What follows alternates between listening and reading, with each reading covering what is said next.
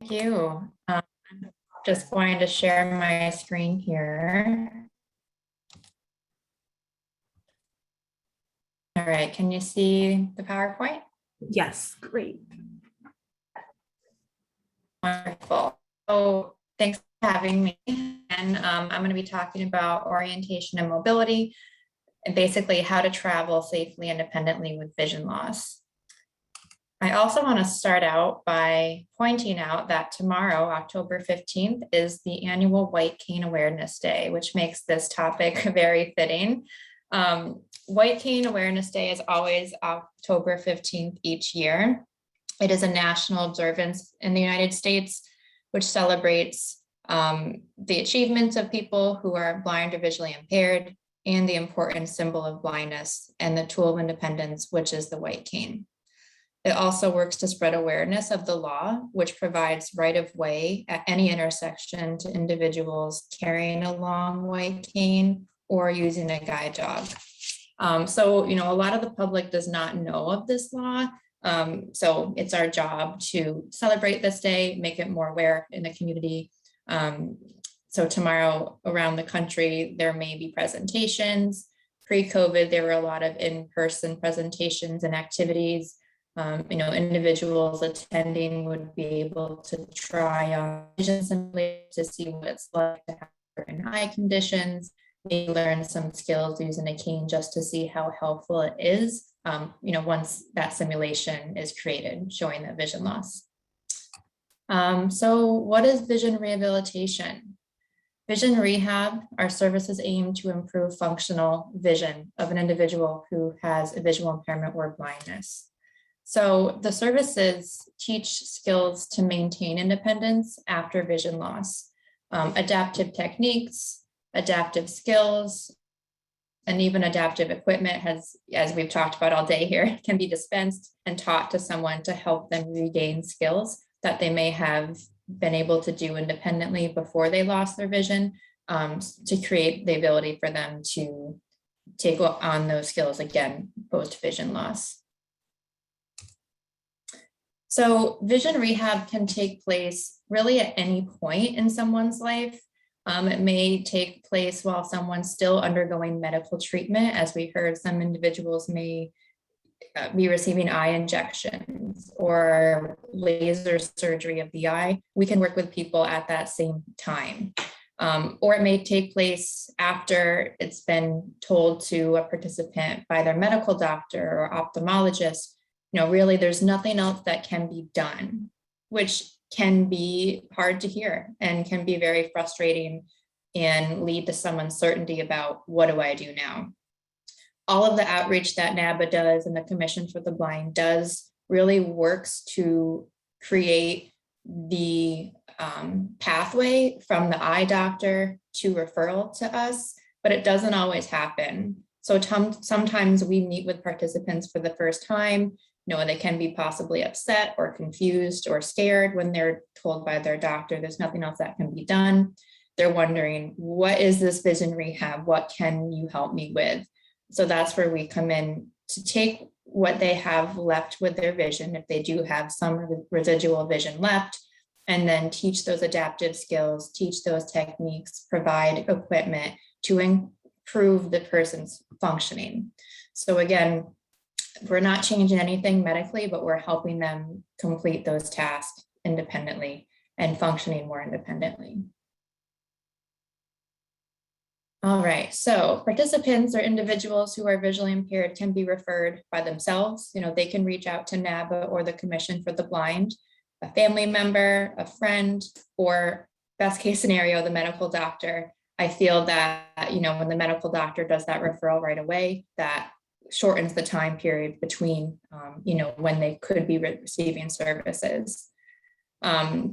Services with the Commission for the Blind, our Albany district number is below. That number is 518-473-1675.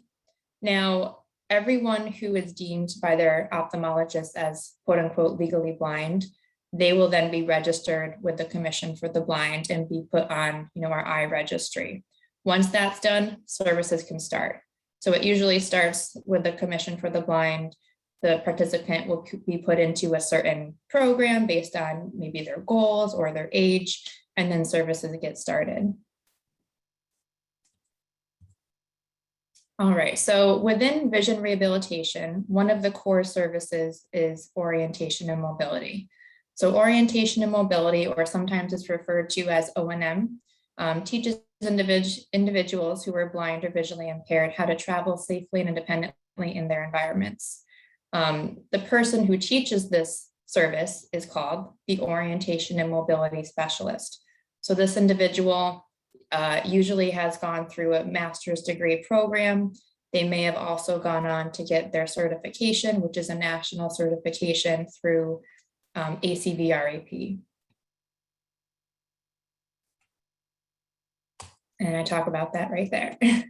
ACVREP is short for the Academy for Certification of Vision Rehabilitation and Education Professionals. All right, so the individuals, or in New York State, we call those people our participants. They must be considered legally blind to receive the service. And once they receive our services, and if they're considered legally blind, those services are for free. Common eye conditions of people that I work with are age-related macular degeneration, which we heard a lot about today, including also diabetic retinopathy, glaucoma, cataract, retinitis pigmentosa, retinopathy of prematurity. And these are just a select few that are usually the most common, but we certainly do get participants with other conditions, or maybe a combination of conditions. And, whether it's affecting their central vision or their side peripheral vision, there is something, usually a lot of things we can do to assist the person become more functioning independently. All right, so orientation and mobility can take place in really any environment the individual or the participant wants to regain independence in, which may be their home, also could be a work site if they're a working adult, or a child, a teenager working in a school setting. It could be elementary, pre-K, middle, high school, or even a college campus. I do quite a lot of lessons on college campuses with students to help them learn their whole campus, but then we break it down into each class. How do you travel to the classes on this fall semester? Once you get it into the building, where's your classroom? Where's the restrooms? Where's the emergency exit in each building? And then sometimes, I'll check in with the student each semester to see if, once they know the campus and they have a new set of classes for spring, have they figured that out on their own? Or if not, I'll come in and we'll do a little bit more review with those new classes. Orientation and mobility instruction could also be really anywhere in the community. It could be going to someone's grocery store with them, working on walking there or taking the bus.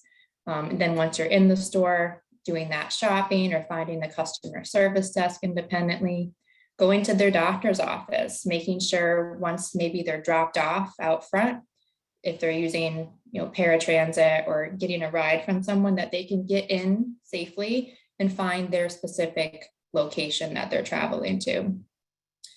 Neighborhood, traveling in the neighborhood safely. That may be for leisure, just going for walks for exercise, or getting to a friend's house, getting to the mailbox. Other things in the community, like going to the train station or maybe an airport. We definitely work in airports, train stations, the mall if they want to do some shopping. We'll work on escalators, elevator travel, all of that.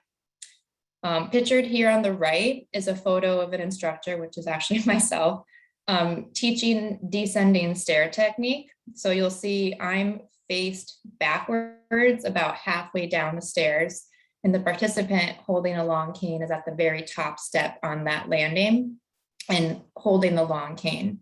My hands touching that cane as I'm, verbally talking about where we want to start with the cane positioned before heading down the stairs and what exactly it's going to do to help her travel down the stairs safely. All right, I want to talk about some techniques that could be taught during orientation and mobility training.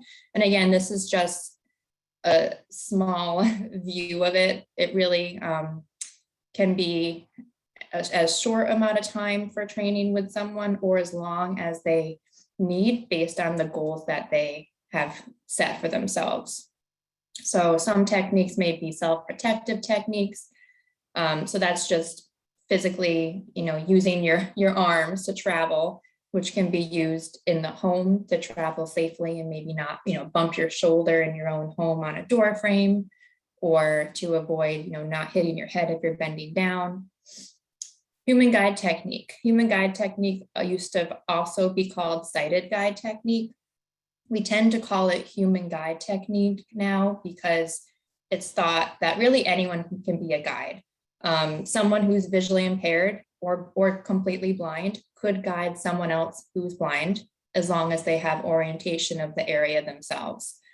So human guide technique is the technique where the guide would stand about a step in front of the person being guided and physically allow the student to hold on to their arm and then travel. So the guide is then responsible for keeping the guided safe. And this allows people to travel if they're in an unfamiliar environment and want to travel somewhere quickly, or really just give their eyes and brain a rest if they just want to grab an arm quick and get somewhere. Or even in an emergency situation, sometimes I recommend to participants, if there's ever a fire or even a drill in their workplace and you need to get out quickly, they certainly know how to get out on their own, but it may be quicker just to grab someone's arm and book it out of there. Long cane skills. So the orientation and mobility specialist is the person who dispenses the long cane, and they also provide instruction on how to use it. The long cane essentially is an extension of the person's arm, and really acts as the eyes because it detects obstacles, it detects different terrain changes from grass to pavement or sidewalk to gravel, and also elevation changes. Before the person notices by their feet possibly stepping off a drop off like a curb or going down the stairs, the cane's going to first drop off the step and tell them, let's stop here. This could be dangerous. Let me check it out. So it's essentially providing safety to the person and independence.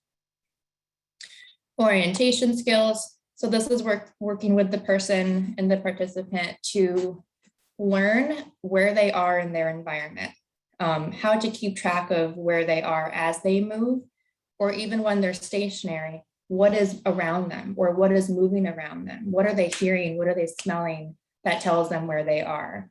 Or let's say they're working on traveling to work or NABA, using things in the environment to verify when they've reached that destination, when they've reached NABA. Maybe they realize, well, NABA has a small up ramp. I went up that ramp. I heard the sliding doors open. So those are two good clues that I'm there. Let me double check by talking to the receptionist and make sure I'm at NABA. So little things like that, people who are visually impaired really have to tune in to their environment more, that we don't always have to do if we're sighted, because we pick up things visually and more incidentally in our environments. All right, intersection analysis skills. I'll work with someone if they have that goal of crossing streets before we even get to crossing streets, just standing on a corner for sometimes, half hour at a time, just talking about what we're hearing, what direction cars and people are coming from, the timing of the cars, the timing of the stoplight. Is it a stoplight or a stop sign, or do our cars have nothing to stop them? All of these skills go into the actual street crossing. So then taking what we learned from analyzing the intersection and knowing when to step out onto the street and when it's safe to do so. Public transportation skills can be anything from using a public bus like CDTA, or using CDTA's paratransit service STAR, which is door to door. We have now Uber and Lyft, which are ride sharing services, and CDTA has their own version of that now called Flex. So a lot goes into these, knowing when your bus has arrived and that it's the 1:14 and not the 2:14.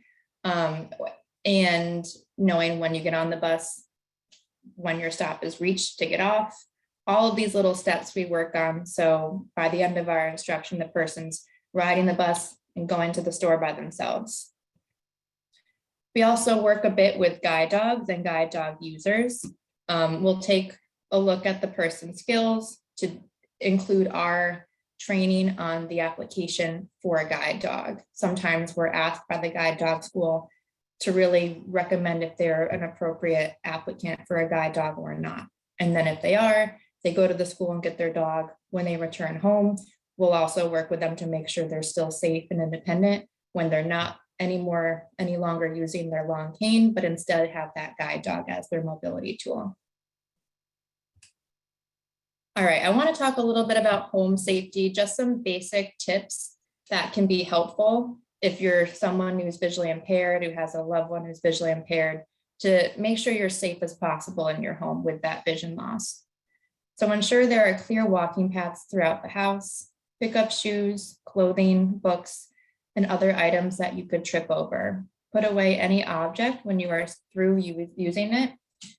And this is for the sake of safety and also to help you find it easily again. Be sure cords, chargers are away from walking paths in the home to reduce tripping and falling.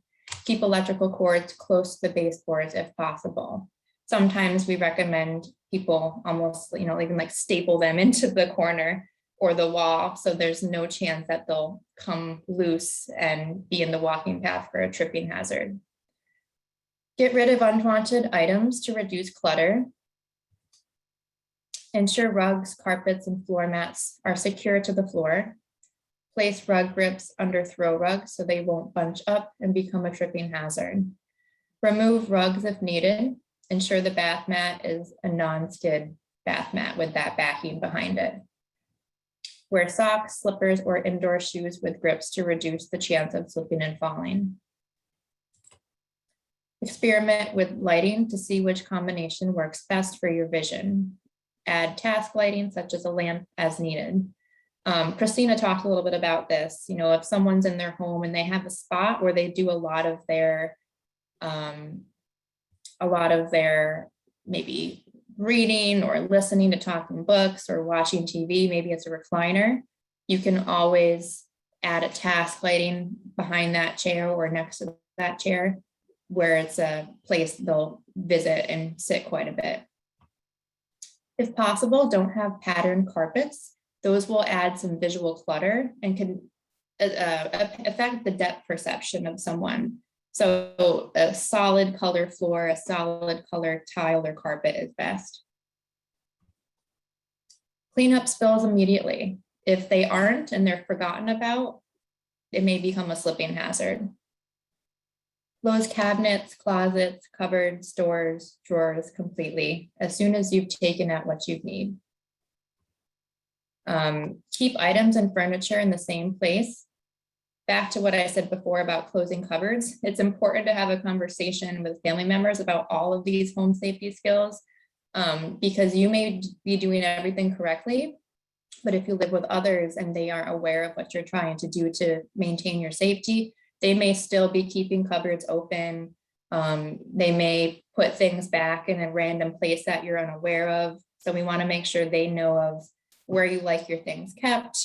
Maybe you have a basket next to the recliner with all of your magnifiers or devices, just to help you find things when you need them. All right, and then back to human guide technique briefly. I just want to go over the basics.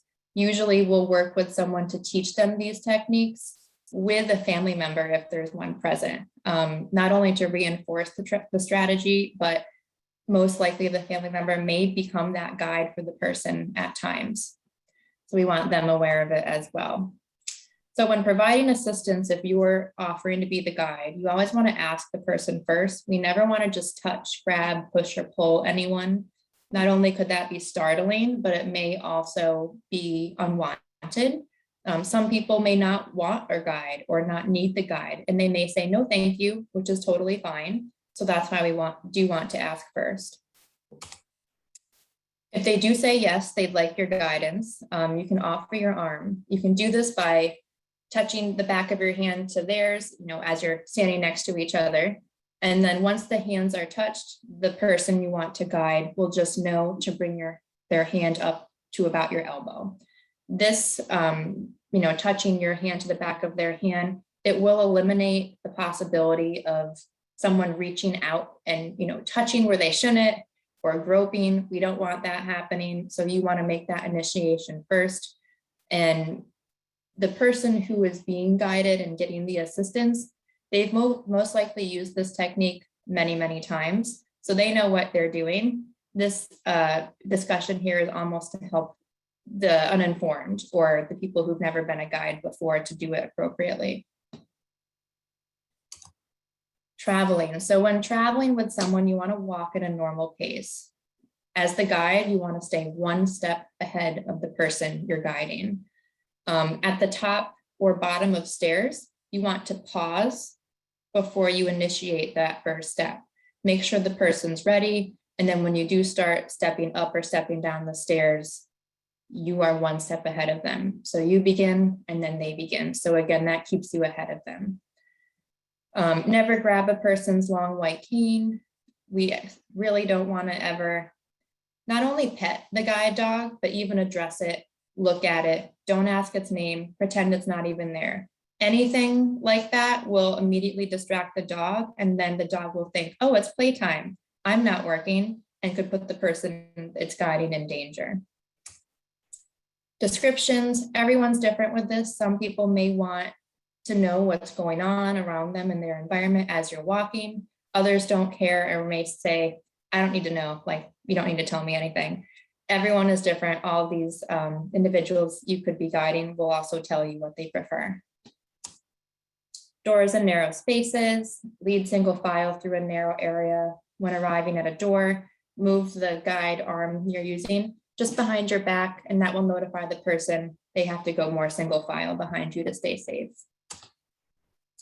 When bringing the person to a chair that they may want to sit in, let them know the chair is there, and then place your guide hand on the chair, whether it's the back of the chair or the seat. That person can then slide their arm down yours to locate the seat themselves independently. There's no reason to say, here's the chair, and take their hand and put it there. They can do that all themselves. Just allow them, to slide their hand down your arm to find the chair. Like I said, there's different preferences for guiding. People may want to be on a certain side of you or use their left or right hand. If someone has additional disabilities, they may need to more like link their self with your arm so they have more support. Or if they're tall or short, you may not hold right at that elbow area. When you're leaving or arriving, you always want to say your name, hey, John, it's Madison, how are you? Or I'm gonna go back to my desk, I'll see you later, John. Just so they know that you're gone or who it is, and there's no guessing game of who is present. We never wanna have someone talking in open space by themselves. That would definitely be uncomfortable and inappropriate. And I'll just share one of these. I had 2 examples of what it may be like if you're receiving O&M services. Usually an assessment is done first. Someone like myself would meet at your home or maybe a library. We just really sit, chat, get to know each other. I want to hear about what is impacting your vision loss, maybe other health conditions. Have you received O&M services in the past? If so, when, what did you work on, with whom? We'll work on what goals do you have? Where do you want to travel to independently? Or what did you used to do? Or where did you used to go that you want to get to by yourself now? And then after that assessment and goals are decided, one-on-one instruction will begin with the instructor like myself. So we may start with the basics, going over the self-protective techniques, human guide. Maybe I'll mark someone's steps with reflective tape to increase that contrast, improve safety in the home. If it's a recommendation I have, maybe I'll dispense and provide instruction with the long cane, and we'll practice walk into the mailbox. So little things like that. Every service delivery is very different and individualized for the person and their individualized goals. All right, I'll end it at that. Any questions?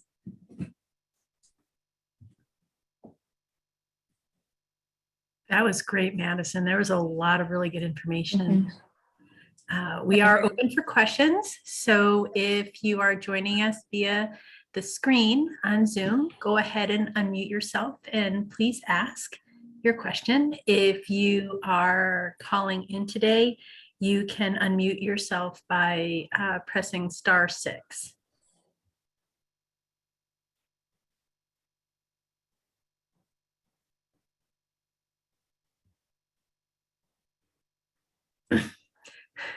You know, Madison, I usually have a couple of questions as I'm listening. So if there doesn't seem to be a number of questions, I can always fill in. But every time I came up with a question, you went ahead and answered it within your presentation. So nicely done. Nicely and I forgot to mention, I am wearing my White Cane Day t-shirt. It has a yellow yield triangle that says yield for white cane and guide dog, and the back says it's the law. So it's a good pickup a few years ago that I bring out every year. That is awesome. Actually, October 14th, or the second Thursday of every month, is National Low Vision Day. So, so yeah, international, I believe, World Health Organization. There is one question that just popped up in the chat. We can answer that, and then we will bring up Nate. At intersection training, how does a visually impaired person know when they can cross a street? i.e., how does one know when the vehicles have stopped? So there is a lot that goes into this, and so many different skills that a person will be taught. And it depends what skills, based on, do they have any residual vision to use that could still be helpful to notice the movement of cars or cars stopped and idling?